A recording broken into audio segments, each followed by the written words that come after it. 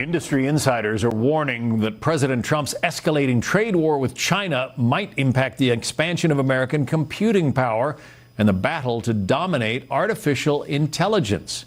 Let's get right into that with Brad Carson, the co-founder and president of Americans for Responsible Innovation. So set the scene for us. The president is imposing big tariffs on China, especially when it comes to AI. Is that, in your view, going to hurt AI development in this country?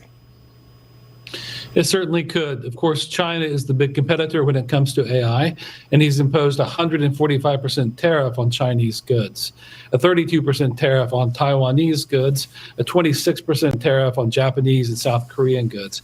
And these are all nations that make really important electronic components. I do think, however, that they've cleverly structured it. The way the supply chain for AI really works today, so much of the GPUs, which are the engine of the AI revolution, are actually coming from Mexico or a little bit more from Canada. And those nations are, because of the successor to NAFTA that President Trump put in place, have zero tariffs on them. And so really the supply chain is going to move to Mexico, a little bit to Canada, perhaps to the United States itself to try to avoid these tariffs. So the impact is probably going to be less than you might think at first glance. I want to read how the New York Times framed it on Friday, this argument over AI and the future. It says that for years, U.S. companies created and designed many of the world's best-selling products while relying on China to produce many of them and buy many of them. But over the past decade, the balance shifted as China began to develop homegrown rivals and Mr. Trump began imposing tariffs. AI has heightened those tensions. The technology has the potential to create trillions of dollars in economic value and funnel tremendous power to the two countries vying for AI supremacy, the United States and China. Do you agree with that assessment by Trip Mickle in the New York Times?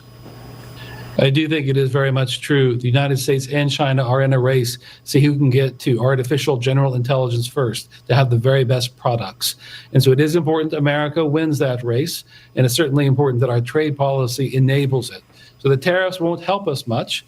I do think the impact will be less than you might think, again, at first glance, but the tariffs will raise construction costs, perhaps raise other costs in the supply chain. So it'll make it a little bit harder for us to maintain that edge that currently we enjoy. The head of NVIDIA went to Mar-a-Lago to try to appeal to President Trump to, handle the tariffs in a way that would at least maybe benefit NVIDIA, but help the United States.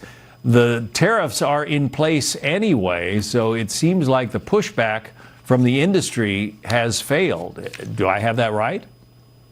I think the industry has a lot of power. It's certainly the case that NVIDIA, as a company, has a lot to answer for. They do not abide by the spirit of what the export controls on China are.